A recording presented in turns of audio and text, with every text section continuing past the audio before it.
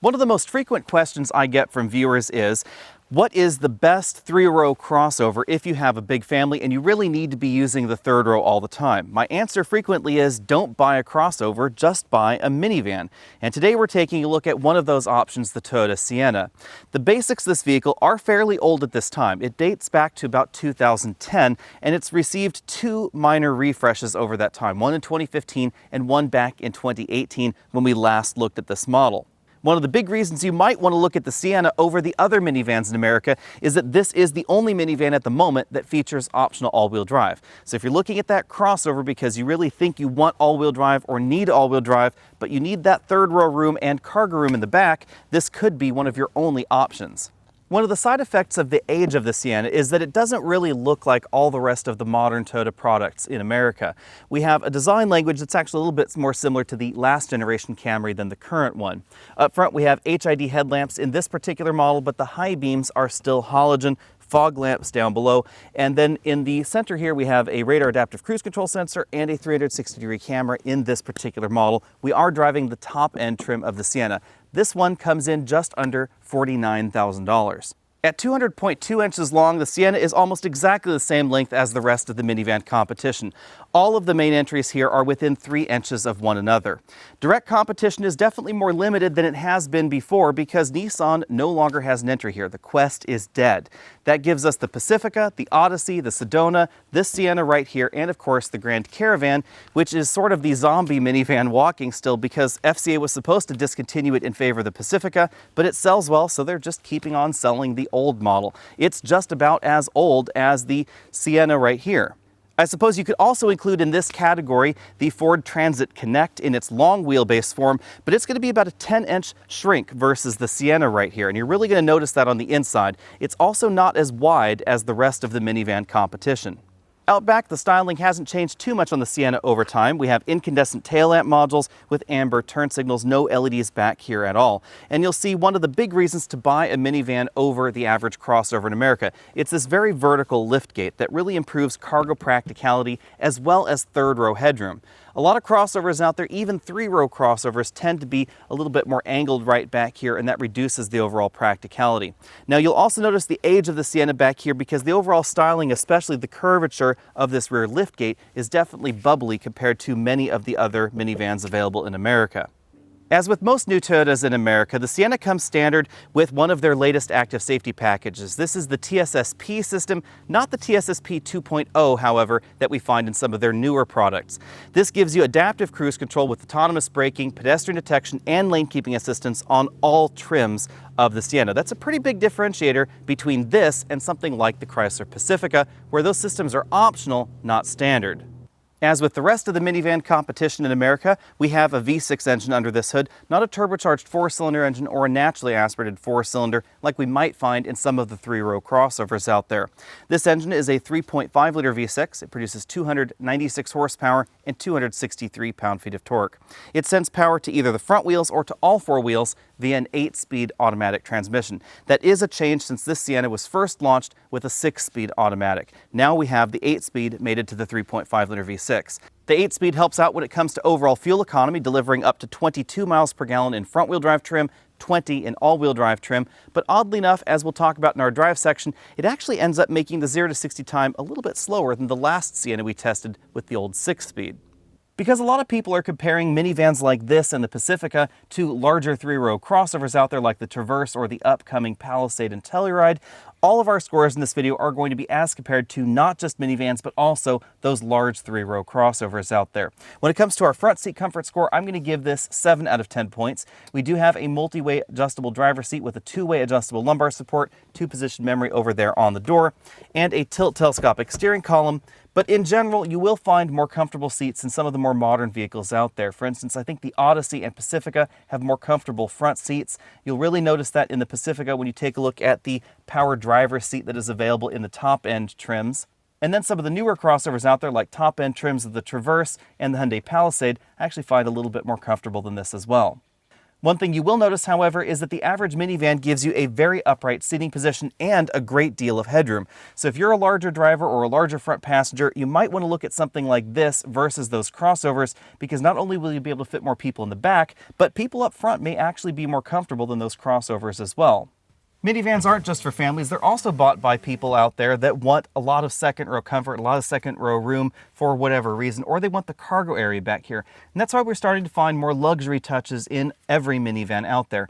The Toyota Sienna was one of the first minivans to give us roll down windows like this in the second row. We also have sunshades right there, and of course, power second row doors.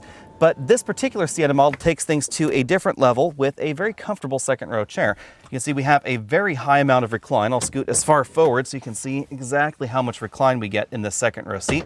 This does, of course, slide forward and backward as well to give you more legroom up front.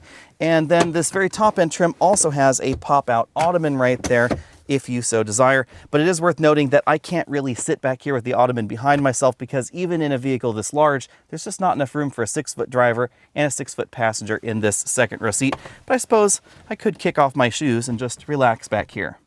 If you are a family that's minivan shopping, there are a few things you should know about the Sienna. This is available as either a 7 or an 8 passenger van. The top end trim that we're driving today is the 7 passenger version, because we get these captain's chairs in the second row. But regardless of which version you get, you cannot leave a child seat latched into place and then move the seat as far forward as you can in something like a Chrysler Pacifica. For instance, if I were to pull this release lever here, you'll notice we can't actually tilt that seat any further forward. And even if you slide the seat as far forward as you can, getting in and out of the third row is not quite as easy as it is in a Chrysler Pacifica. Because in the Pacifica, the non-hybrid version, you can flip and fold these seats forward, leaving a child seat latched into place, very much like we see in some of those new modern crossovers out there, and still have easier access to the third row. Now, it's not a particular problem in the 7-passenger version of this, because of course we can actually scoot this seat down there like that, and then I can go through the middle. But if you get the 8-passenger version, you should know that getting into the third row is going to be a little bit trickier. Moving to the third row, you'll find the main reason to buy a minivan, of course, and that is third row room. With this second row seat very comfortably adjusted for me at 6 feet tall, or even a taller person, I was driving, you can see I have several inches of legroom left back here. In terms of combined legroom figures, you'll notice this does fall about 2 inches behind the Pacifica and the Odyssey, but above the Caravan and, of course, the Ford Transit, which is definitely on the small side for this segment. Overall headroom in the third row is still a little bit limited. This is very comparable to the rest of the minivans out there, but you notice that my head is still touching the ceiling. However, this is definitely more room than you'll find in most 3-row crossovers, and the seat bottom cushion is not slammed to the floor, and that's what's going to make this third row much more comfortable than the average 3-row crossover. In fact, if you want more room in the back of a vehicle, you really will have to move up to something like a full-size van, because even some of those large 3-row SUVs like Suburbans, Tahoes, etc., they're not really going to have any more room in the third row than this minivan. While I'm back here, I will point out that the center seat belt is not part of the seat back itself, but actually comes out of the ceiling, and that will mean that if you use this to secure a child seat, or if you're just sitting back here, it is going to be pulling strangely to one side. When it comes to latch anchors, we do have 3 sets of latch anchors back here, including one for this middle third row seat. Since we're again driving the top end model, this version has the powered third row seats. You can see it definitely gets to a very upright position there. I guess that's good for posture, but it also gets very reclined, which definitely adds a lot of comfort to this third row. In addition to third row comfort, cargo capacity is the other big reason that you want a minivan over the average 3-row crossover in America. Because behind this liftgate, we have 39 cubic feet of storage capacity. That is, generally speaking, more storage capacity than you will find in the average 3-row crossover with the third row folded. And that is with these third row seats back in place right here. Back here we have the option again of the power folding third row seats. So these do move up and down with these buttons right here at the lid here, and then we can actually completely collapse them into the cargo area, which is not a speedy process, but it is definitely handier than doing it yourself. Cargo capacity behind the third row is about 6 cubic feet larger than we find in the Pacifica, the Odyssey, or the Sedona. There are 2 big reasons for that. First, you'll find that the overall rows in the Sienna are a little bit more compact. We have a little bit less overall legroom in here than some of those other options. And then we have this storage compartment right over here to my right side. In the Chrysler Pacifica, the spare tire and other vehicle systems would be over there in that corner, limiting its use for your cargo. Like the Pacifica and the Odyssey, the Sienna was designed to be able to accommodate 4x8 sheet goods, a standard building material in America. So the distance between this wheel well over here and that wheel well over there is just over 4 feet, and you can actually close the rear lid and have that 4x8 item in the vehicle. Now, it is a little bit different in the Kia Sedona, because the Sedona, the second row seats don't come out of the minivan. They just collapse forward towards the first row seats because these seats are frankly quite heavy. Similar to the top-end versions of the Honda Odyssey, the top-end version of the Toyota Sienna has this rail right here that sits in the floor, and if I press on these little options, you'll see that it actually slides right there via the controls on the seat. That's to allow the second row seat to slide forward and backward. On the other hand, it does create a big bump right here in the second row area. So if you have folks in the third row and they're climbing over this because the second row seats have been removed, they could trip on this bar. And more importantly, if you're putting fragile 4x8 sheets of things in the vehicle like drywall, it could end up cracking because this is actually going to be a high point. And we don't see that in the Chrysler minivans because their second row seats do not move in the same way. Another touch that I really like about the Chrysler minivan is that it has second row stow and go. This second row seat in the Sienna is pretty heavy. It's about 50 pounds or so, and you have to actually take it out of the vehicle, unlatch it, and carry it somewhere rather than just folding it flat into the floor. Now, this seat is unquestionably more comfortable than the stow and go seats that we find in the Pacifica or the Caravan, but it is less convenient. If you're the kind of person that ends up casually at the home improvement store and you decide to buy something big without really thinking about where it's going to go, in the Chrysler minivans, you could just fold those seats in the floor, stow that large item right in. In this vehicle, you would have to figure out what to do with the seats. As we look around the interior, again, remember that we are in the top-end trim. We have two different moonroofs, a pretty standard-sized one right here over the driver and front passengers' heads, and then a larger one that's centered right over the second row seats but doesn't really extend back there to the third row. You can see that our model has the optional rear seat entertainment system, which drops down right there from the middle. The driver and front passenger have height adjustable shoulder belts and two-way adjustable headrests. The model that we're driving also has the optional leather upholstery. Possibly because of the overall age of the Sienna, we have a higher portion of hard touch plastics inside this cabin than we find in some of the competition. Hard plastics generally don't feel quite as premium, but they are going to be a little bit more durable than those softer slush molded plastics. So the upper portion of the door right there in black and the lower portion, those are all hard plastics. And then we have a soft touch armrest and insert right there above the armrest. Moving over to the dashboard, we again find a combination of hard and soft touch materials. We have this stitch section right here over the upper glove box that does help make the cabin feel a little bit better than previous generations of the Sienna. This compartment right here is large enough for large smartphones and some small books, but not any of those larger tablets. And then below that, we have a bin-style glove compartment that was barely able to fit a standard-sized iPad. We find the transmission shifter right here. It's definitely in the dashboard rather than lower. And then we have the controls for the 3-zone automatic climate control system. A handy touch with this 3-zone system is that we have a sync button that syncs all 3 zones together or unsyncs them. And if we start tweaking the temperature for one zone, you'll notice that it still shows that these 2 zones are in sync, or we can actually remove the sync from all of them and then bring it right back with that sync button again.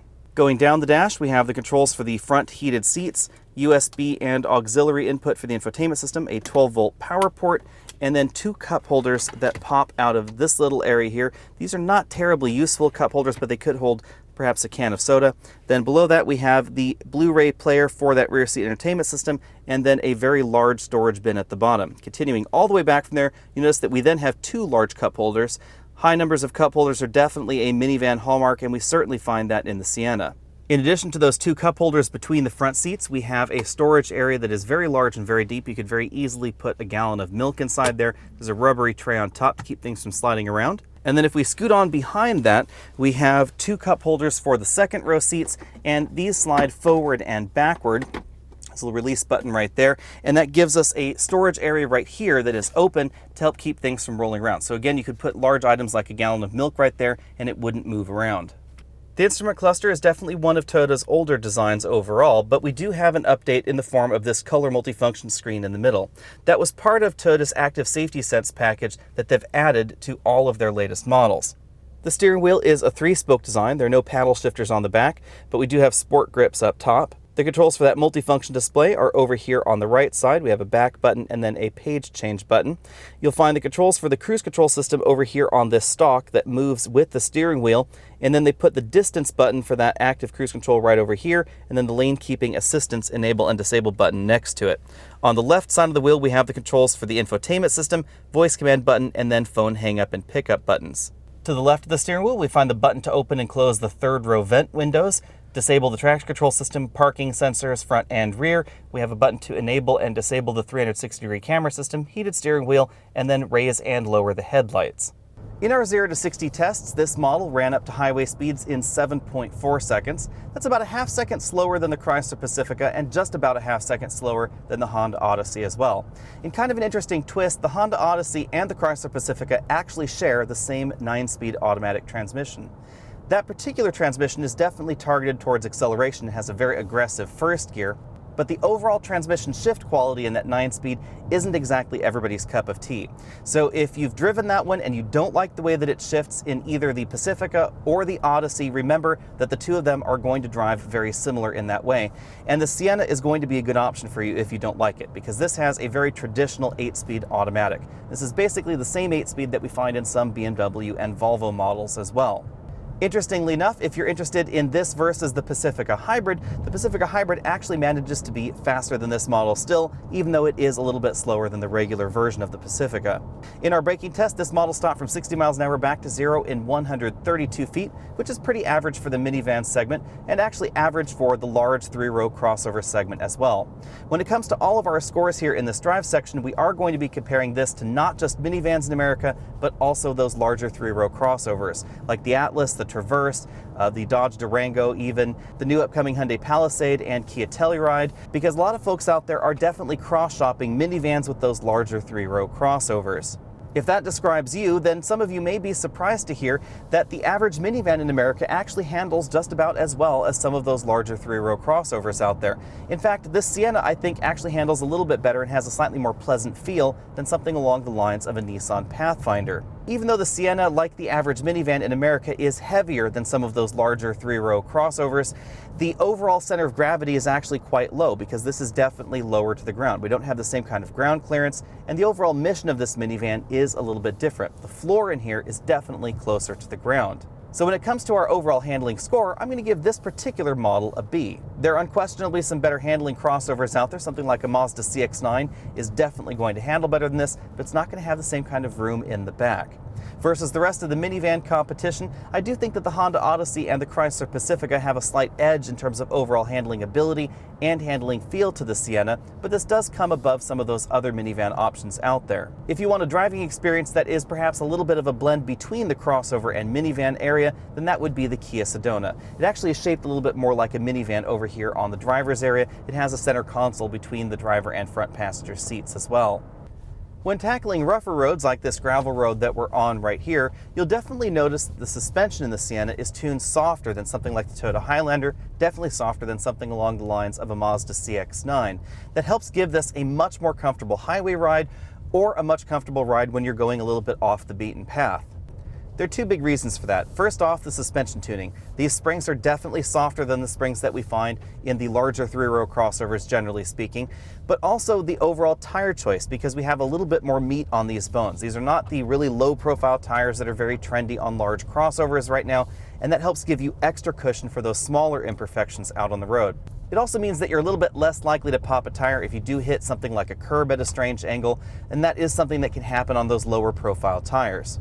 Of course, if you want to go even further off the beaten path, you can get all-wheel drive in the Sienna, which is a nice touch. But remember that ground clearance does not change, so adding all-wheel drive to this is not going to turn it into a 3-row Grand Cherokee. In our cabin noise test, we scored 70 decibels in here, which makes this just about the same as the Odyssey and the Pacifica. Also, not really a huge difference in this segment is the overall fuel economy. This model's been averaging about 21.5 miles per gallon, very similar to what we got in the Odyssey, the Pacifica, the Sedona, and of course, the average large 3-row crossover as well. Some of those large 3-row crossovers like the Mazda CX-9 do say that they get better fuel economy, but in real-world driving, you'll find fuel economy to be just about what we find in the Sienna. Now, this will drop notably if you get the all-wheel drive system, just like we find in the average crossover, but again, that is a point of differentiation. You won't find all-wheel drive available in the other minivans. Overall, out on the road, the Sienna is exactly what you'd expect out of an over 4,000-pound box on wheels. But that same description could be applied to, honestly, any three-row crossover in America. Again, I find this generally a little bit more pleasing to drive than something like the Nissan Pathfinder, but if you want something that's more engaging, you're going to have to give up a decent amount of room. The Sienna's pricing lineup for 2019 is pretty complicated, so just refer to what you see on your screen for the details. The important thing to know is that the Sienna is available in either 7 or 8 passenger versions, but exactly which one is available depends on the trim level you're looking at. So for instance, the base model comes as a 7-seat vehicle only, and then as you work your way on up, we have the availability of 7 or 8 passengers. If you're looking at the all-wheel drive option, there are a few things to know. First up, the all-wheel drive option is obviously going to be more expensive and it's going to reduce your fuel economy, but you also lose the 8th seat and you lose the spare tire. So if those things are important to you, you may want to look at a crossover that seats 8 people because those will give you, generally speaking, the 8-passenger ability with a spare tire. The other thing you'll notice here is that the Sienna gets fairly expensive, over $49,000 with just factory options, and over $50,000 if you choose some of the select number of dealer-installed options that are available. That makes this more expensive than many of its 8-passenger crossover competition. For instance, you could get into a comparably equipped Volkswagen Atlas for less, the Kia Telluride, and of course the upcoming Hyundai Palisade, or Toyota's own Highlander. With those crossovers, you would have to give up some of the cargo practicality we find in the Sienna, but again, you would gain the 8th seat back and you would get that spare tire if that's something that you're interested in. With that out of the way, let's dive into the most direct competitor and the second best-selling minivan in America, the Chrysler Pacifica. The Pacifica starts significantly less expensive than the Sienna at $26,985. In fact, it's really only a little bit more expensive than the best-selling minivan, which also comes from the Fiat Chrysler group, the Grand Caravan. You can tell with the Pacifica that Chrysler has been at the minivan game longer than everybody else. The Pacifica really excels when it comes to cargo practicality. We have that second row stow-and-go seating where the second row seats fold completely flat into the floor. And in the Pacifica, you can actually have child seats latched into place and still fold them forward to get easier access to the third row. So if you're looking for the most family-friendly minivan or the most practical minivan, the Pacifica really wins on both of those fronts. In addition to that, if you're looking for some of the latest gadgets in your minivan, you will find them in the Pacifica. It has Chrysler's latest Uconnect infotainment system. We have Apple CarPlay and Android Auto there. We also have a rear seat entertainment system that is much more interactive than what we see in the Sienna.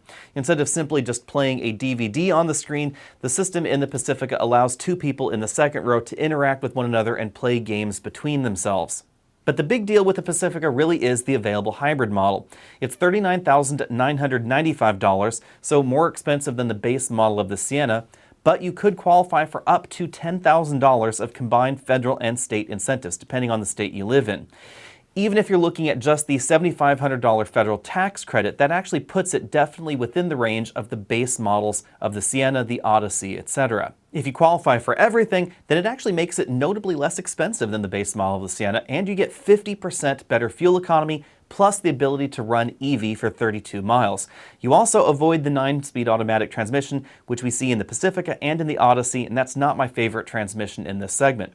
Based on our last experience with the Pacifica Hybrid, that means that a full tank of gas should last the average driver out there about 1,000 to perhaps even 1,200 miles, depending on exactly where you can charge. If you're just charging once and then running all the way until you empty the tank, you'll have a range that's relatively similar to the competition.